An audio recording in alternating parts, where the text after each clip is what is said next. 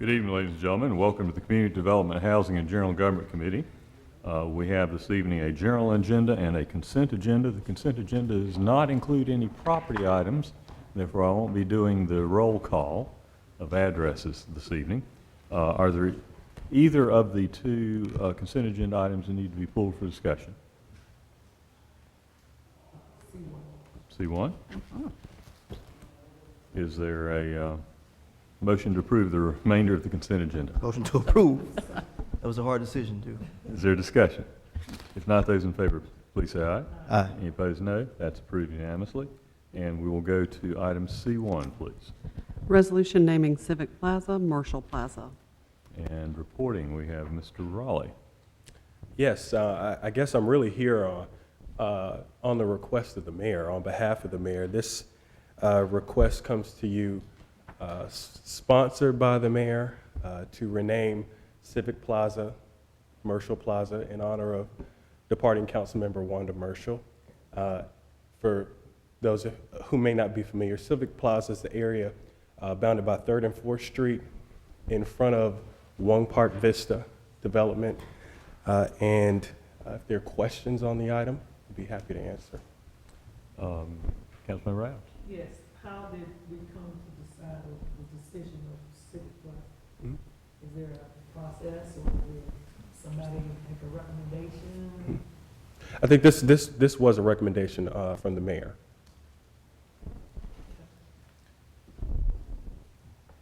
Again, I think that it's commendable, Councilmember Marshall, and yes, her 16 years on the council. Yeah. One more thing. I know we crossed that bridge before about the process of this particular item too, of how we name buildings and things. Are we okay with that? This floor is open for your comments, Councilman Rouse. Madam Attorney. I was going to say, it's consistent with the process. It did go to the Recreation and Parks Commission for their recommendation as well. I guess we can always have you look at the process to see if it needs to be tweaked. But yes, it is consistent. Thank you. I'm just making sure, because somebody come to us. Right. Okay. Very good. Is there a motion? Comments. Comments? I'm sorry. Put the motion. To the motion on the floor. Move for approval. Second. All right. It's been moved and seconded that the item be approved. Councilmember Taylor. Yeah, I just want to say, Councilmember Adams, I think the problem in the past has been current council members. Councilmember Mercer is on her way out. I think she served well and most certainly deserving of this honor, especially in the ward that she's represented for a very long time. Mr. Raleigh, and this might have been part of your question, but if not, it's a question for me. The name Civic, is there any history associated with the name Civic? Like, for example, it could be a definition, and we all know what the word civic means, or it could be somebody named Tom Civic. Was this plaza named for another person? What's the history on the name? It was not. To my understanding, Civic Plaza was not even truly the official name. It just kind of became known as Civic Plaza because there was no other name that it was formally given. So if you decide to move on this, it probably be the first official naming of what's been known as Civic Plaza. Okay, thank you. Further discussion? Just to say that I think this is definitely an honor that Councilmember Marshall deserves. If there's no further discussion, there's a motion to approve. Those in favor, please say aye. Aye. Opposed, no. That's approved. Thank you. We'll go to the general agenda, please. Thank you, Mr. Raleigh. Thank you.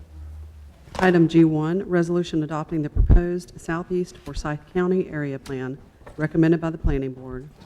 And we have reporting to us this evening. Planning staff.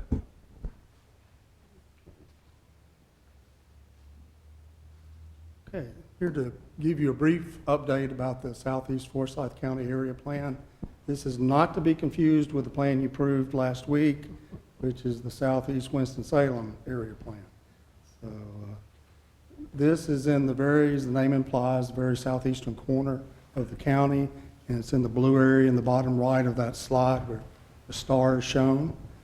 It's one of 3 plans that we are trying to do this calendar year. The Tobaccoville plan's already been approved. That's in the blue in the upper left. The Southeast Winston plan, which was just approved, and then finally this plan.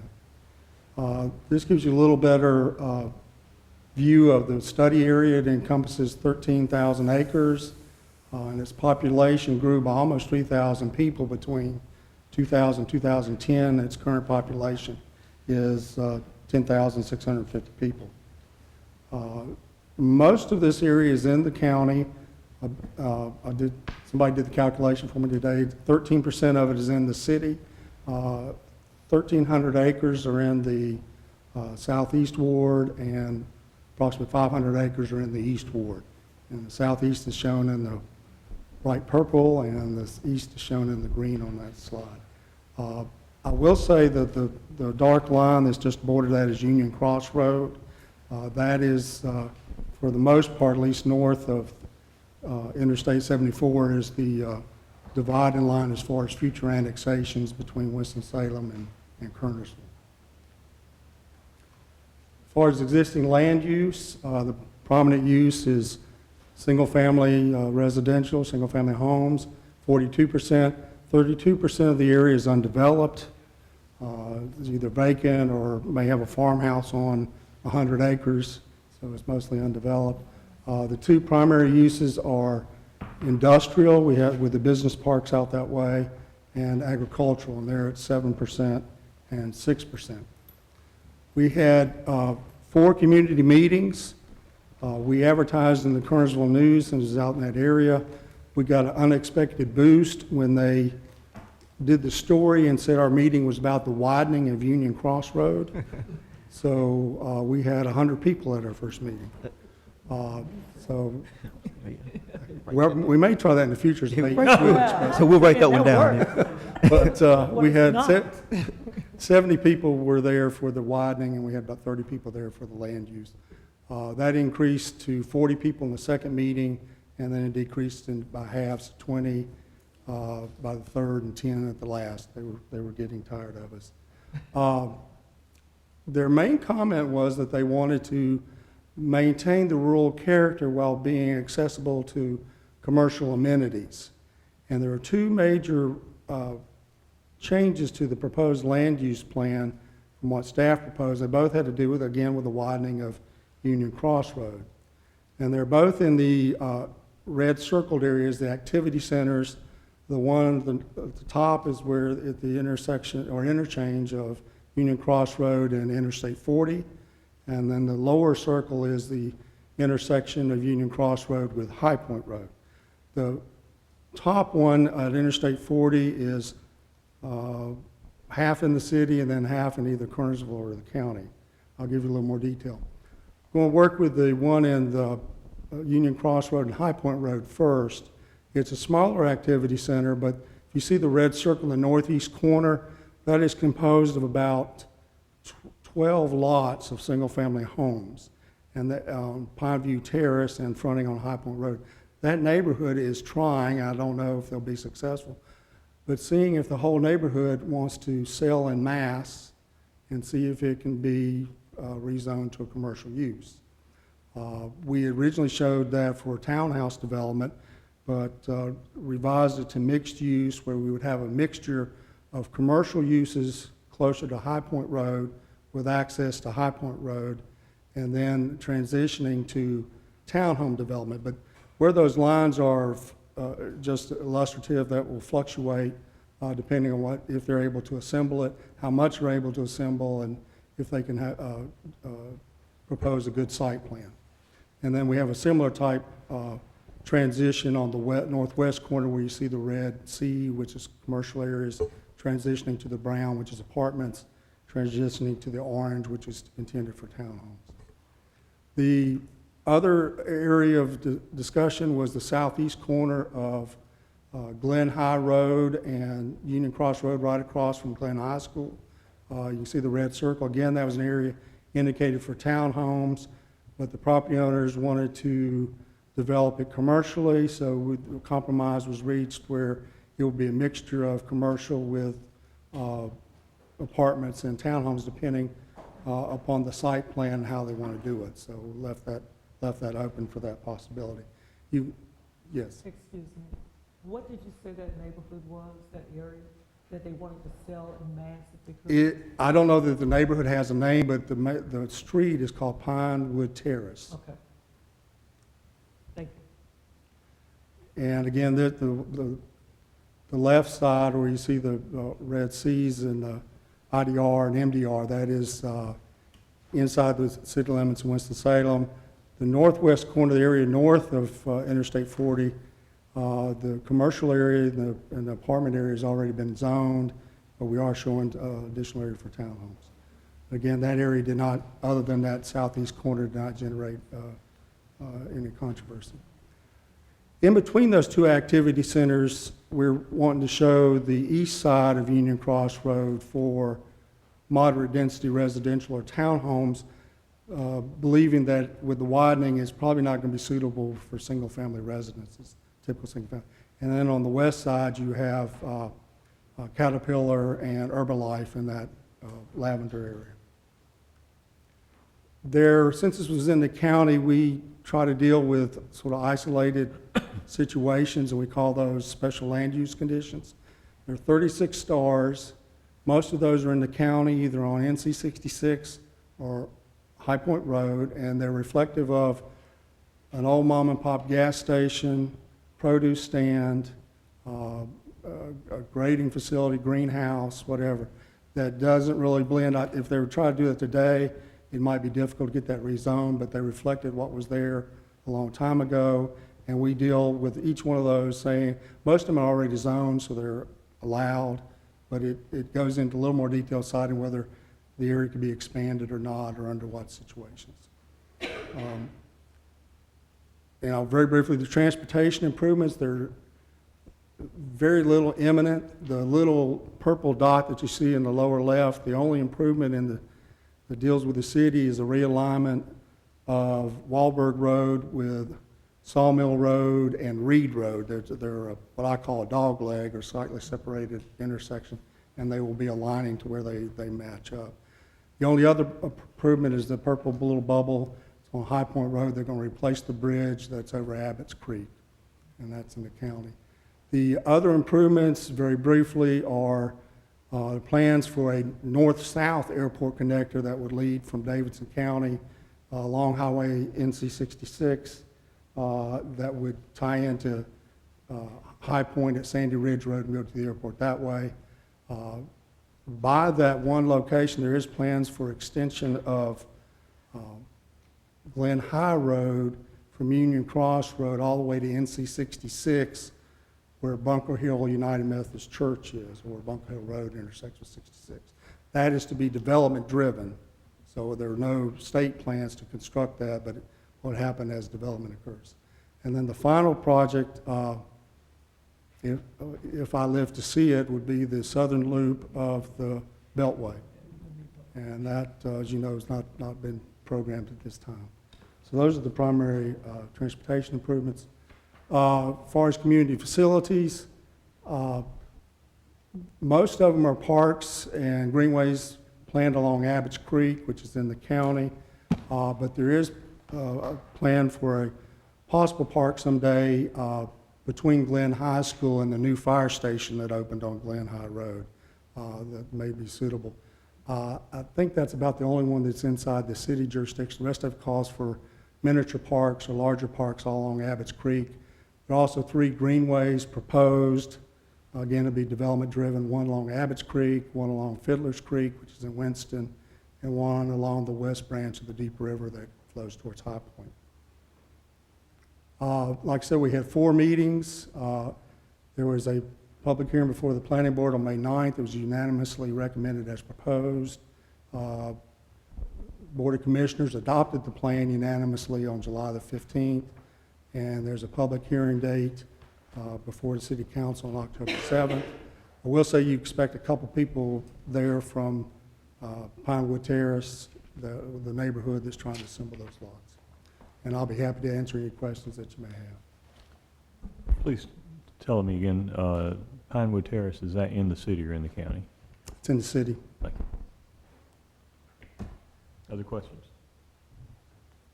Thank you very much. Thank you. Comments? Discussion? One. Councilmember Adams and Councilmember Taylor. Ladies first. Thank you. It's just good to see that citizens all over the county are wanting greenways and more parks. That's very good to see, so I'm glad to see that. Absolutely agree. Councilmember Taylor. As was mentioned, this plan, part of it is in the East Ward, part of it is in the Southeast Ward, and the rest of it is in the county. Now, as a disclaimer, I will say that I have not been and I've never been a fan of forced annexation, but I'm currently working on a rural initiative that will help some of our annexed areas become a little bit more acclimated with our city government. But overall, I think this is a good plan. It's a solid plan. It offers up responsible development while keeping in line with the character of more rural areas. So this is a decent plan, and Mr. Chair, I'd move for approval. Second? Second. Discussion? If not, those in favor, please say aye. Aye. Aye. Any opposed, no. That's unanimous. It's approved. Thank you very much. Item 2, please. Human Relations Commission Annual Report. Thank you. I understand from Ms. Allen Abraha that the report will be presented by leaders of the commission. If you would come forward and introduce yourself, thank you for coming this evening.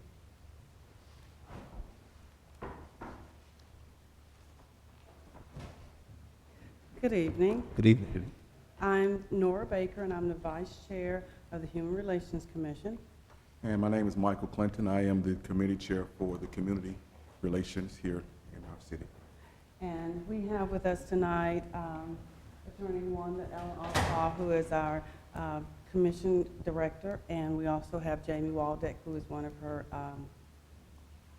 outreach, I'm a little nervous, outreach specialist. And we're going to talk a little bit No need to about... be nervous. Thank you all. Yeah. We're going to talk a little bit about some of the programs that we've had this year. Let's start with Michael.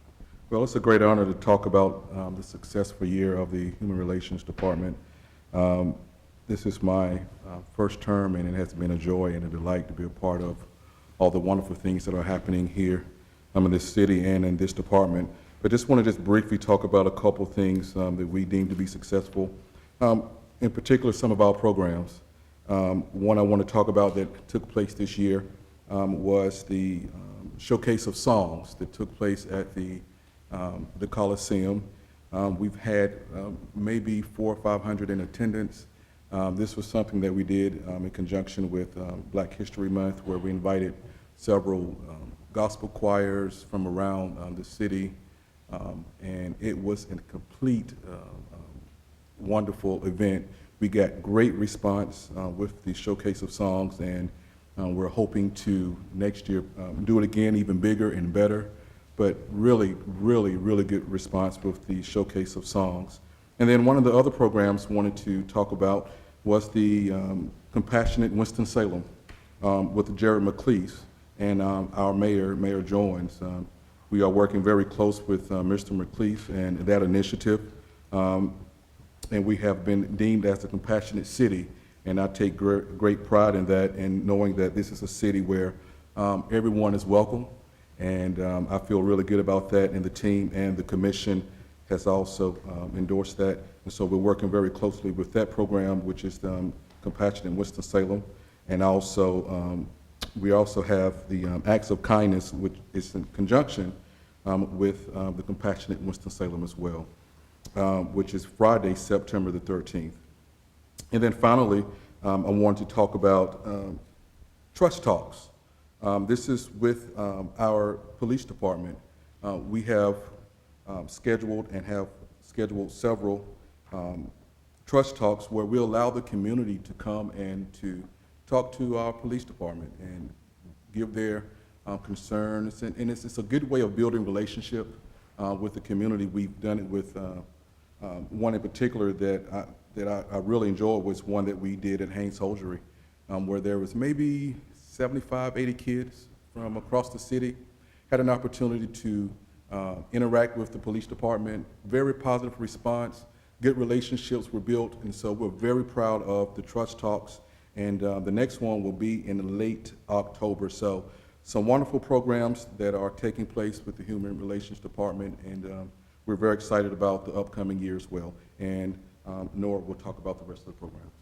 Okay, the other things that we have also had going on this year are the landlord-tenant cases that we also take care of, and those have been steady, and our specialists have been working with a lot of the tenants and landlords to try to be mediators for those situations. We also have a Wake Forest mediation project that's still being developed by the law school. There were some disagreements among the college students and some of the landowners along, mostly along Polo, and that they were looking to us to look at some kind of mediation. We have a new staff member. We have Jamie Waldeck, who's here today, and she's with Outreach. And we also have now 3 bilingual staff members. We're quite proud of that.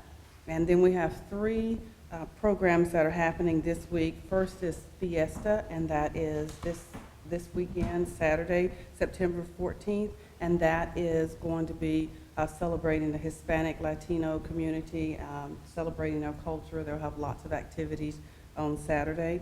And then the next Saturday, we will co-sponsor the Rock the Block in International Village. And then on September 26th, our high school students, we have one from every high school, will take part in a race relation forum. And we will talk about race relations in our schools and how that affects students in our school system. Those are some of the programs for this year. I was told that you have our report, and are there any questions about our report? Councilmember Taylor. No questions, just a comment. I want to thank the whole Human Relations Department and all the volunteers. And could you just tell us a little bit about how much you get paid to do what you do? Zero. I think we all suspected it.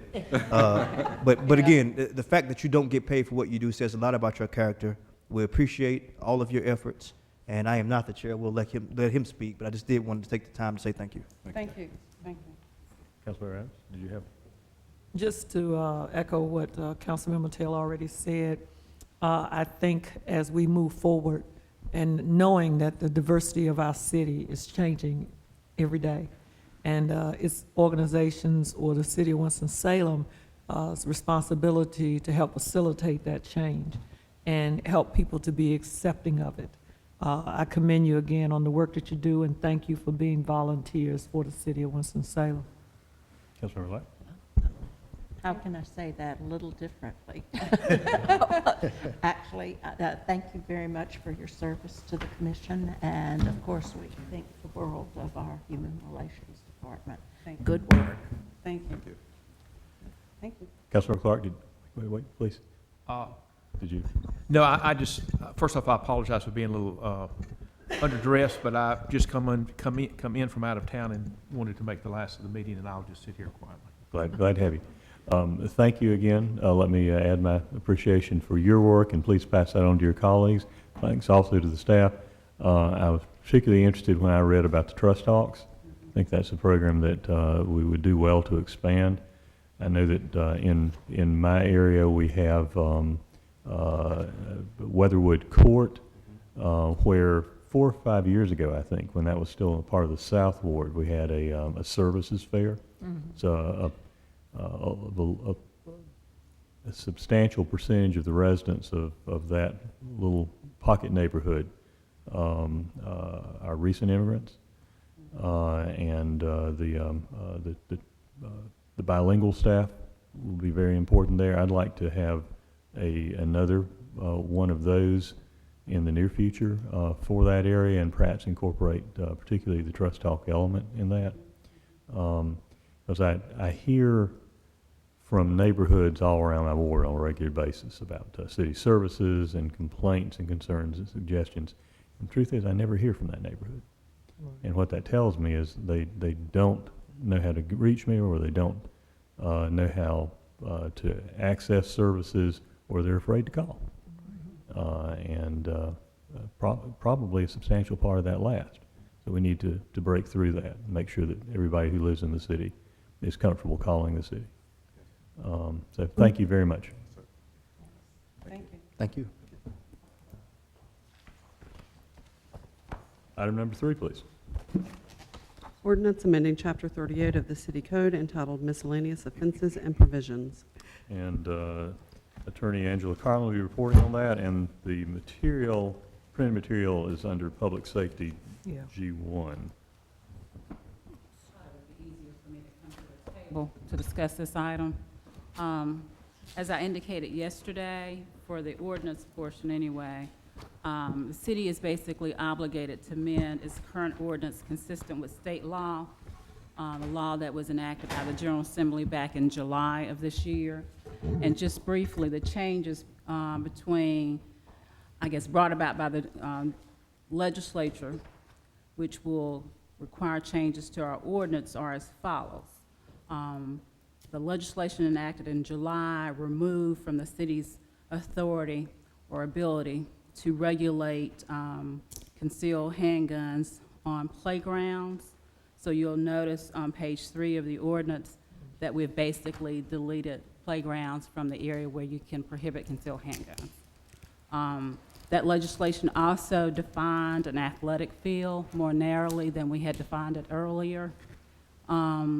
Basically, based upon the legislation, an athletic field includes any pertinent facilities such as restrooms during an organized event if the field has been scheduled for use with the city's Recreation and Parks Department, which essentially means that for the city to be able to prohibit concealed handguns on an athletic field, the event that's being held on that field has to have been scheduled through the Recreation Parks Department.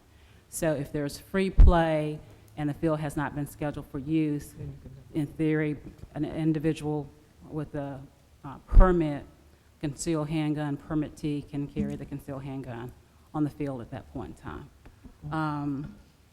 There's now also a definition for swimming pool. There are some specific exclusions, which basically takes out of our ordinance our ability to prohibit concealed handguns on greenways, walking paths, bike trails, and the like. So this is necessary to bring the city's ordinance in compliance with state law, which goes into effect October 1st. Councilmember Light. I know we have to pass this, or else we're going to be in trouble with, well, not so much the state, but our officers are going to be in trouble not knowing how they're going to. Technically, you will have on the books an ordinance that is unenforceable. Unenforceable, yeah. Is there any way, and I think probably Councilmember Marshall's motion yesterday to deny was an objection to this whole thing. Is there any way we can state that we are passing this under duress or something? I think that's the whole purpose of the second item, which is a separate vote, which is the resolution. And Mr. Garrity will talk to you about the resolution. Okay. And I did have a conversation with Councilmember Marshall afterwards. Okay. I had a technical question. In the statute, and you did forward a copy of the statute to us, and I did not think to print it out. Did the statute define organized event or specify who was required to schedule this event in order to have the bar on concealed carry at that site at that time apply? It does not define organized athletic event. It just says organized athletic event if the field has been scheduled for use with a municipality or county office responsible for operation of the park or recreational area. And here, of course, is the Recreation Parks Department. I may wish to explore that at a future time. Other questions for Ms. Garvin? Mr. Clark? Yes. Example, we live very near Whitaker Elementary School, and there's a city park right beside it, Whitaker Park. I know the Optimist folks schedule stuff because the kids practice and play their games there certain times a year. Oftentimes, Debbie and I will walk in the evening and walk, or afternoons, and there may just be kids over there throwing a football, kicking a soccer ball, or whatever. I'm trying to envision what a plaque would say, is that if this is an organized event, certain things apply. If it's not, then certain else applies. We're working on the I'm language. imagining this huge plaque with all these things on it that. Yes, I mean, at each facility, field in particular, we're going to have to place a plaque, and basically, it would indicate that the field has to be scheduled for use, and when it's scheduled for use, concealed handguns are prohibited, and then otherwise, we'll work on the language consistent with the statute. But I'm also concerned that if that's plaques there and some kids come over on Sunday afternoon to play, are they going to feel like they can't play? They may feel that way, but under the state law, there's nothing we can do other than to require that the use of the field be scheduled to the Recreation and Parks Department. Let staff handle the concern, is what I would say to you. We'll make sure the plaque and the scheduling is consistent with the state law. Well, I guess my question still is, I mean, can I walk the dog? Can I walk on it? Debbie and I walk around the perimeter. We're certainly using the park, and we're not unscheduled. This is very, very difficult, but I want to be sure that we don't close the parks.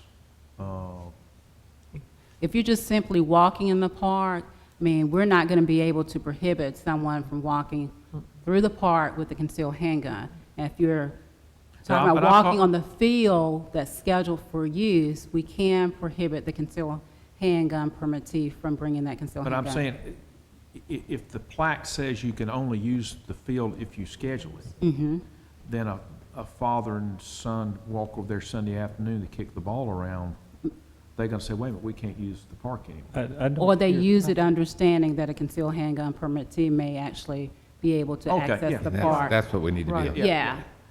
Can we have all that language by Monday? Or is that just something we're going to have faith? What we're going to have to do is work on it, and we can certainly provide that to you at a later point in time before October 1st. But we're not going to have all the language by Monday. But I understand the concern. Councilmember Adams. Yes. I guess the thing that I would like to know, and unfortunately, to the budget, how much are these signs going to cost? Not that we're not going to do it or anything, but I too, like Councilmember Clark and Director Grant, we need to know how many signs we're talking about here within the city of Winston-Salem that could educate our citizens. Again, you got to remember, most people don't even know really the details of this concealed gun carry permit. Right. They don't. And we need to me, help them understand that you are now in a city park or facility, and by general statute, blah, blah, blah, right, you are now allowed to carry, unless, one, it is scheduled through the city as an event and whatever else follows after that. I think that for the people that love to visit the parks and greenways and things, I think we have changed the game here in North Carolina as to, we want people to enjoy the green space and whatever, but if you're 60, 70 years old, you're going to be thinking twice about going for that walk now because somebody's got a gun, and you don't know who's got the gun. I mean, it's real tricky. I just wonder if this is all because we're all now afraid in America, or is it just a way to promote gun sales? I'm through. I will not comment on that, but in terms of the signs, we spent about $10,000 the first go around, and we're going to try to use as many of those signs as we can and just make adjustments to those signs that we've already spent the money on, and where we have to purchase new signs, we'll certainly do that. Well, let's send a bill to the state. even if they turn it down, we need to do something to let them know that this is just not one of those moments in history that everybody is going along with it, and somebody needs to do something, that's all. You send the bill with the resolution, item number 2. Cool. Councilmember Light. Just even looking at it from the other side, it's so complicated. The other side being, say, I've got a concealed gun, and I walk into the park and there are kids playing on the field. How am I supposed to know whether it's a Scheduled for use. scheduled event or not? Yeah. So the whole thing is pretty much unenforceable. So if I were that concealed handgun permittee, before I walked in the park on that field, I would inquire as to whether or not that is a scheduled athletic event through the Recreation Parks Department. But whether or not they will do that, I cannot tell you. But the law is difficult to maneuver, but we'll do what we have to. Yeah, I'll just comment, this law was ill-conceived, poorly written, and is not a reflection of majority public opinion in our community. I believe that from responses that I've gotten over the couple of years we've been discussing this, it is plain that most of my constituents do not wish to see more concealed weapons in more public places. And most of the folks who have not been following this issue are not aware that the legislature has mandated just that. I believe that a great many of the people who are not aware of this change will be outraged once they are informed of it. And that it is, that we have a public responsibility to inform our citizens of the changes that have been shoved through the legislature in response to the most radical lobbying on an issue of this nature. Shoved in at the last minute. Yes, I think that in particular that people will be outraged to learn that they cannot bring their kids to a public playground anymore without having to worry that someone may put down their purse in which they have a legally concealed weapon, and someone else's toddler may walk up and grab it. That someone may have under his jacket a legally concealed weapon, be picking up his 2-year-old who might knock it out from underneath the jacket onto the playground where it could discharge.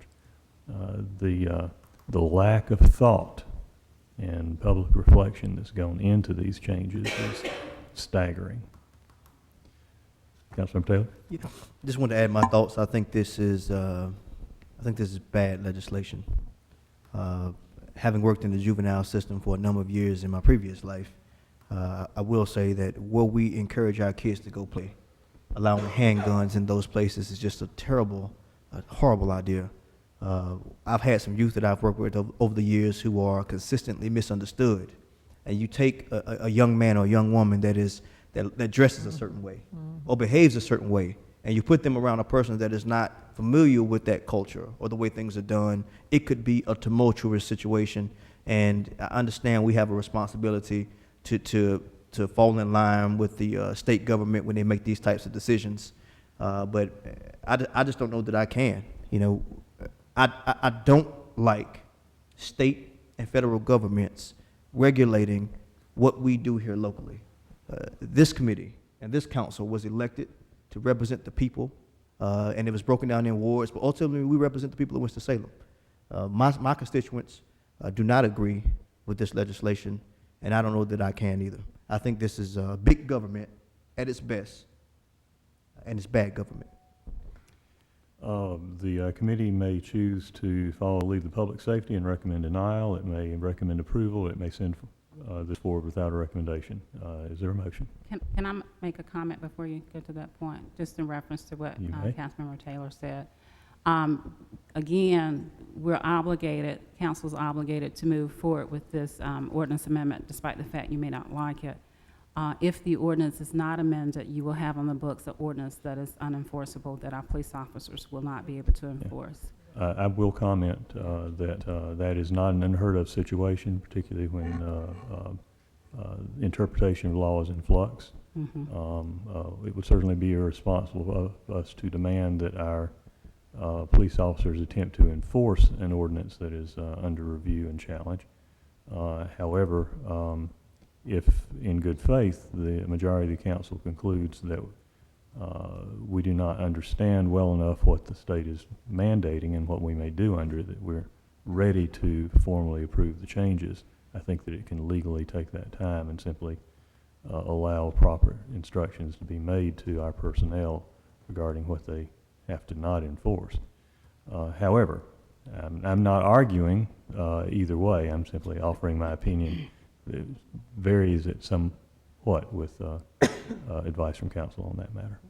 Right. One other point, which is that if in fact council leaves the ordinance as is come October 1st, there is an argument that the concealed handgun permittee, in the light of the fact you have an ordinance inconsistent with state law, therefore is not regulated by that ordinance and can have that concealed handgun on all of our recreation park areas, not limited by the fact it's an athletic field, playground, swimming pool, so please keep that in mind. Yeah, and that is an argument in favor on a policy ground Right. for moving forward with some amendment sooner rather than later. Councilmember Clark? Golf courses, we own 2 golf courses. What's the new law on golf courses? I think it's hard to argue that's an athletic field, but we're looking Not at the way that. I play. Well, I'm saying it is not an athletic event. But we've began discussions about that, and we'll have that resolved. But that is one of the areas we've discussed as being challenged. Councilor Light, comment? I was just going to say, you could shoot the golf ball. Mine is more of an Easter egg hunt. Where did it get this time? I guess, I understand where Angela's coming from, that it's a pitiful piece of legislation, a pitiful ordinance, but it does place a minuscule amount of protection of some areas of our parks. It's almost not worth it, but at least it is some small amount of protection. Councilmember Taylor? One of my last comment is I did want to say I failed to mention that I am not against the Second Amendment. I am against the ability to be able to carry concealed weapons in the parks where we ask my 3 children and all of our children in this community to play. It is no secret that I am a concealed weapon permit holder, and I am not ashamed of that, so I do believe in the Second Amendment, but I don't support this. Yeah, and that's a good clarification, Councilmember Taylor, and let me add that my father was a Marine marksman, and my mother was a better shot than he was with a pistol. If they weren't in their 80s, they'd probably still both be that good. They taught me how to shoot when I was a kid. I've hunted, I've target shot, I enjoy target shooting. I don't own a gun presently because I have no need for one where I live. But I have no opposition whatsoever to legal ownership of non-military weapons. I think that it's a good thing for folks to have that right, which they do have under our Constitution, to have a weapon for self-defense.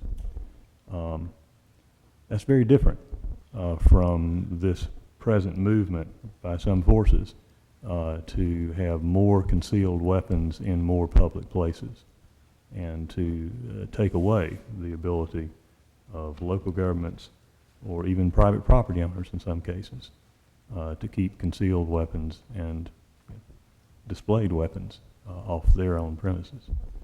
And that's what we're dealing with here, that concern. Is there a motion on this, this proposed modified amendment? We got to do something with it, guys. If you're not ready to move approval, we can move to send it forward without a recommendation. That would be my choice, because I don't know what I would move forward.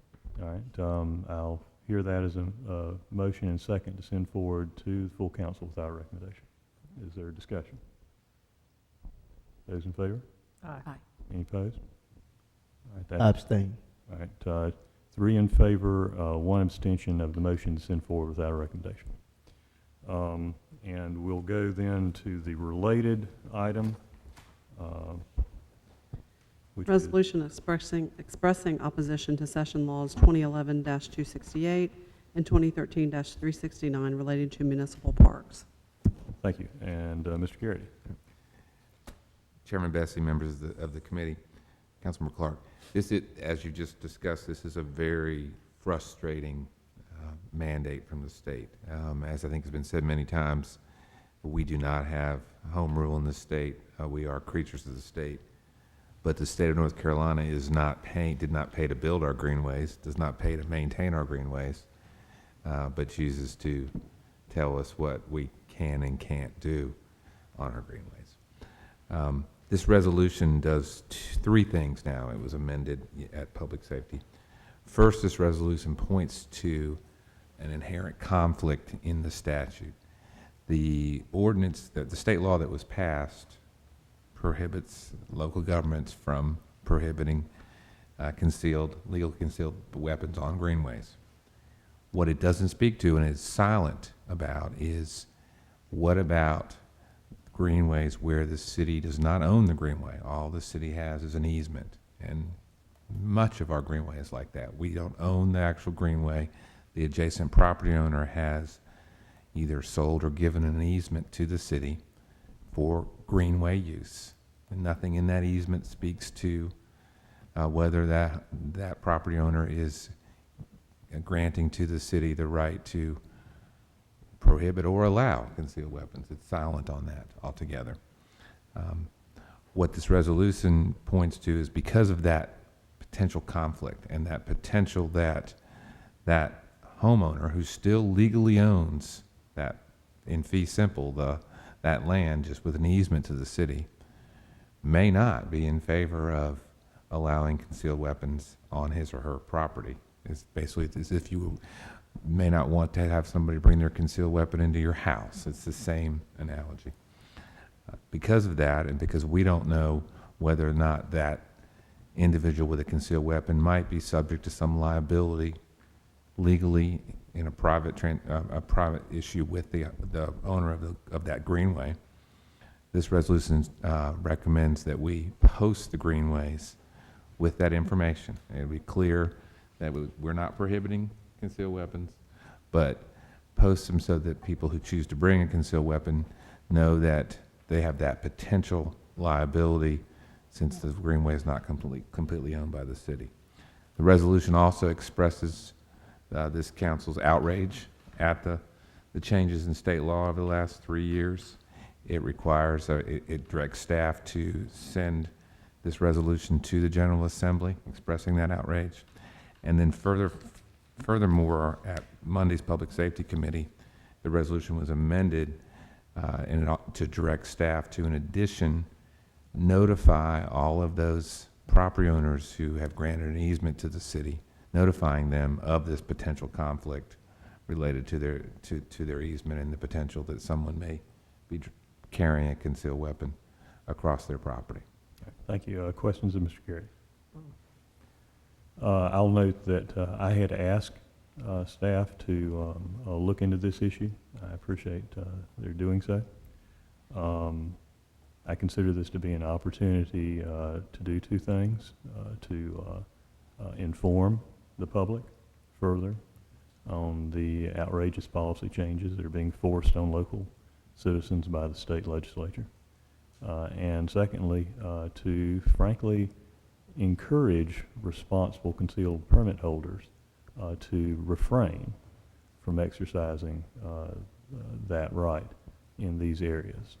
Our parks, our greenways are safe. They do not need to carry a concealed weapon to protect themselves there. Refraining from doing so reduces the opportunity for accidents. And I think that it's a reasonable thing for us to do to encourage discretion on that matter. Questions or comments on the proposed resolution? Is there a motion? I'll move for approval. Discussion of the motion. Those in favor of the motion, and I will take that, Councilmember Light, as a motion to approve the revised version. Yes. Those in favor, please say aye. Aye. Any opposed? That's unanimous. Thank you very much. Did public safety review this? They did. They Public- did. Public safety reviewed and recommended approval, and the motion that we just passed recommended approval in the same form that it came out of public safety. Mhm. Further discussion, other items for our consideration this evening? Hearing none, we will be adjourned. Thank you.